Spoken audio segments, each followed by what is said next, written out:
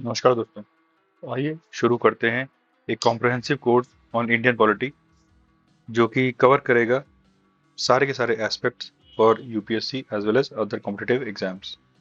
तो सबसे पहले हम शुरुआत करते हैं संविधान के बारे में। क्या है संविधान और इसमें क्या क्या होता है, और एक ग्लोबल लेवल पे भी बात करेंगे एज वेल एज इंडिया के लेवल पर भी। तो एक कॉन्स्टिट्यूशन एक सेट ऑफ फंडामेंटल रूल्स होता है जो बताता है कि देश या फिर कोई भी स्टेट कैसे रन करेगा। स्टेट में एक कंट्री, एक एज अ यूनियन, ये समझिए।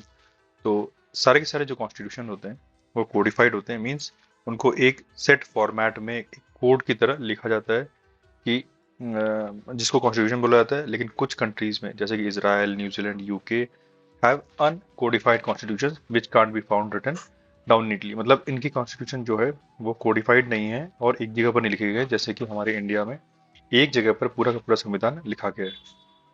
कुछ देशों में ये अनरिटन है और कुछ देशों में ये रिटन है। तो यूएस में रिटन है, एंड ब्रिटेन, यूके जिसका मॉडल हम लोग parliamentary system of government follow करते हैं, उसमें अनरिटन है। तो कॉन्स्टिट्यूशन में क्या क्या बेसिक एलिमेंट्स होते हैं जरूरी है।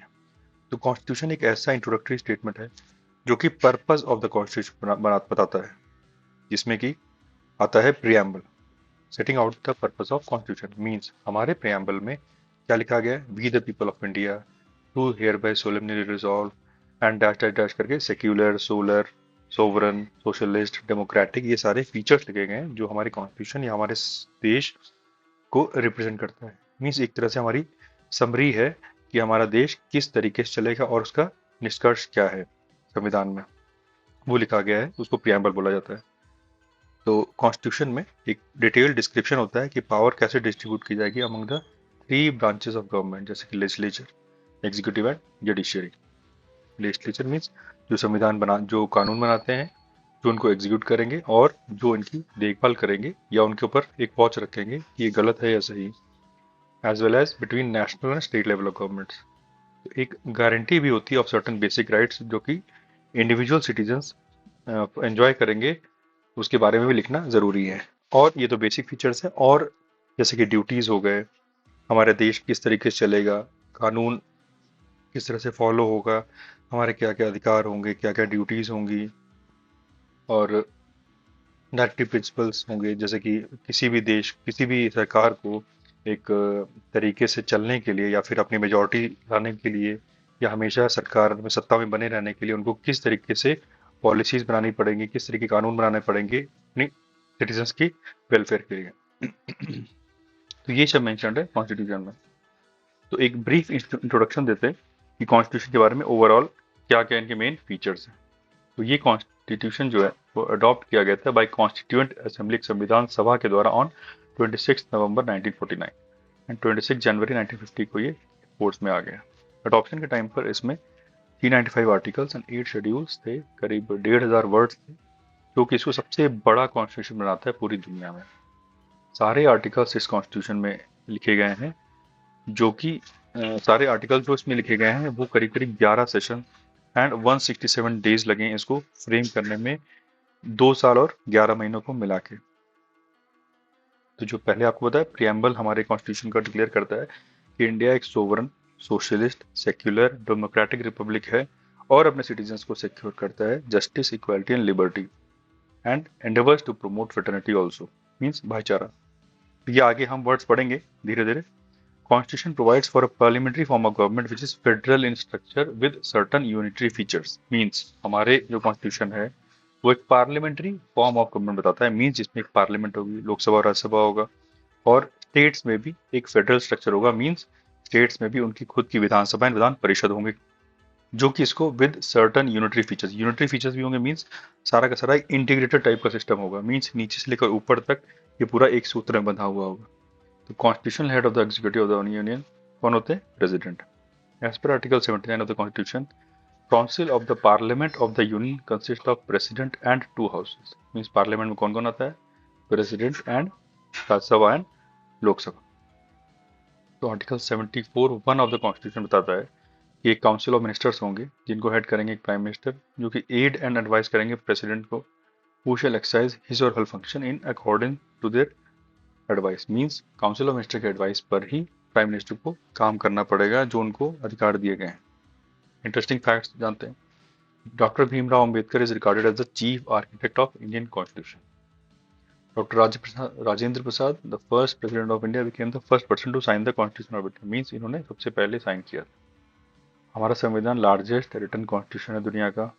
Constitution of India is neither printed not type, ना ही प्रिंट किया गया ना ही टाइप किया गया। ये हाथ से लिखा गया है, बोथ हिंदी एंड इंग्लिश में।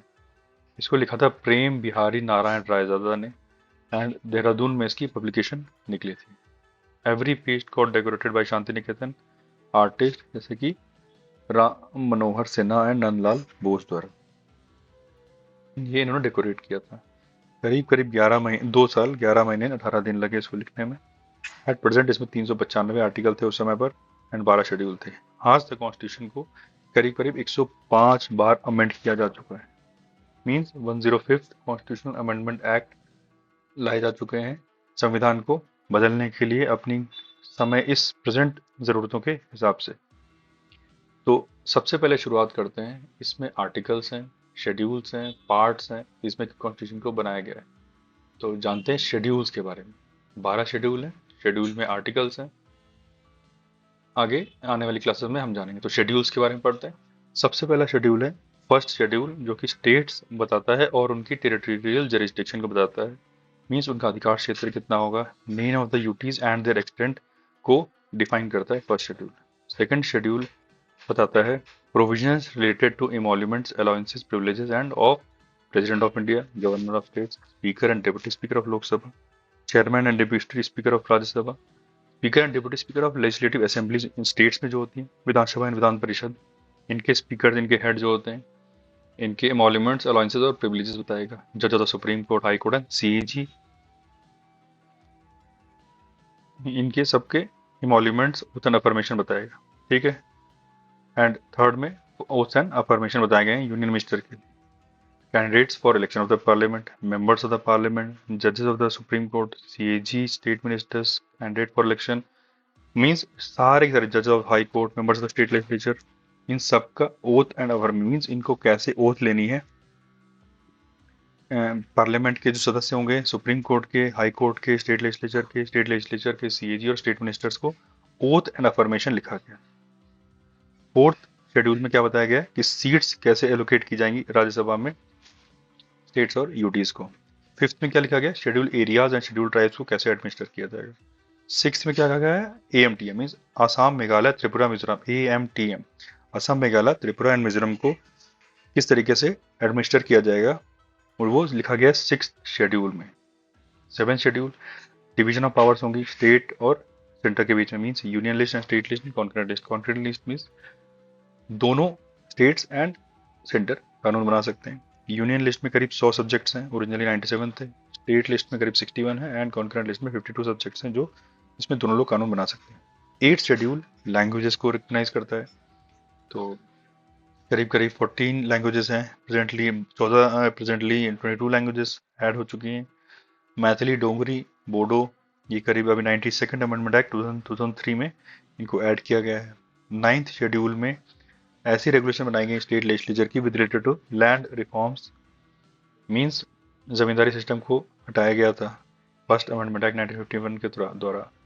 एंड 2007 में सुप्रीम कोर्ट ने कहा कि था कि laws included in this schedule after 1970 are now open to judicial review. Means 9th schedule में ये कहा गया है कि state legislature land reforms and abolition of the zamindari system के बारे में बताया गया है 9th शेड्यूल में। 10th schedule means disqualification of an MP. State legislature और पार्लियामेंट के जो एमपीज होंगे, member of the parliament and state legislature can be disqualified on the ground of defection. ये आगे पढ़ेंगे। डिफेक्शन का मतलब एक पार्टी से दूसरी पार्टी बदलना, अपनी पार्टी को छोड़ के दूसरी पार्टी में चले जाना। इन चीज़ों को रोकने के लिए ये 10th शेड्यूल लाया गया है। 11th शेड्यूल पंचायत के रिगार्डिंग है, एंड 12th शेड्यूल म्यूनसिपैलिटीज के रिगार्डिंग। तो ये कैसे याद किया जा सकता है, इसका शॉर्ट फॉर्म है tiers of old PM. Means territorial extent, monuments, oath and affirmation, then Rajya Sabha में कैसे मेंबर होंगे, देन 7th शेड्यूल जो देन 6th प्रोविजन हो गया related to administrate AMTM. Means states and Rajya Sabha में कितने मेंबर्स होंगे। फिफ्थ शेड्यूल में शेड्यूल एरियाज एंड ट्राइब्स के बारे में बताया गया है। सिक्स शेड्यूल में EMTM के बारे में बताया गया है। सेवेंथ में डिवीजन ऑफ पावर्स के बारे में बताया गया है। Then old PM means municipalities and panchayat हो गया PM, एंड डिफेक्शन हो गया DL हो गया लैंड रिफॉर्म्स, एंड L हो गया land reforms and languages, eight schedule में आ गया, एंड सेवन शेड्यूल में डिवीजन ऑफ पावर्स हो गया। ठीक है, तो आइए जानते हैं शेड्यूल्स में कौन कौन से आर्टिकल्स आते हैं। तो टीयर्स ऑफ ओल्ड PM आपको समझ में आ गया कौन कौन से शेड्यूल्स के अंदर क्या क्या आएगा। ठीक है, आइए फिर से देख लेते हैं। सबसे पहला schedule territorial extent, second is emoluments, allowance and privileges of सारे मेन हेड्स में president, governor, speaker, chief speaker, chairman, जजेस of supreme court, high court and CAG, इनका इमोल्यूमेंट्स बताया गया। एंड ओथ एंड अफर्मेशन हो गया। Then Rajya Sabha, R for Rajya Sabha हो गया। S for schedule areas and schedule tribes हो गया। And administrative tribal areas in AMTM। Six schedule में tribal areas in Assam, Meghalaya, Tripura and Mizoram हो गया। सेवन शेड्यूल में डिवीजन ऑफ पावर्स हो गया। ठीक है, एट शेड्यूल में लैंग्वेजेस हो गया। नाइन्थ में लैंड रिफॉर्म्स हो गया। एंड टेंथ में डिफेक्शन हो गया, disqualification of members of parliament. 11th में पंचायत हो गया एंड 12th में म्यूनसिपैलिटीज हो गया। ठीक है, तो शेड्यूल्स एंड आर्टिकल, ये सारे आर्टिकल्स आते हैं, ये आराम से आप पढ़ सकते हैं इसको देख के। ये इतना कोई लर्न करने की जरूरत नहीं है, अब धीरे धीरे आगे पढ़ेंगे तो समझ में आ जाएगा अपने आप ही। ठीक है, तो आइए जानते हैं धीरे धीरे कि कॉन्स्टिट्यूशन कैसे इवॉल्व हुआ, इनहेरिटेंस या इवोल्यूशन कैसे आया इंडियन कॉन्स्टिट्यूशन में। तो सबसे पहले इंडियन नेशनल मूवमेंट जो चली हैं इतने सालों से, उसको देखते हुए एक निष्कर्ष निकाल के स्टेप बाय स्टेप इवॉल्व हुआ है हमारा constitution. These principles were forged during the long freedom struggle. Constitutional Assembly was solidifying the principles it had inherited from national movement. ये नेशनल मूवमेंट से हमने बहुत सीखा है, और सारा का सारा ऑब्जेक्टिव रेवोल्यूशन में एक तरह से प्रियम्बल इसको कहा जाता है, उसमें एक समरी लिखी गई है प्रिंसिपल्स की, जो जो इन मूवमेंट से हमने निष्कर्ष निकाला है। तो आई होप आपको ये सब समझ में आया होगा। हम आगे पढ़ेंगे इनका डिफरेंट डिफरेंट एक्ट्स, जिसमें से हमारे कॉन्स्टिट्यूशन ने बहुत सारे इंपॉर्टेंट डॉक्यूमेंट्स लिए हैं एंड एक सीख के असेंबल्ड किया गया है। Thank you, do like and subscribe.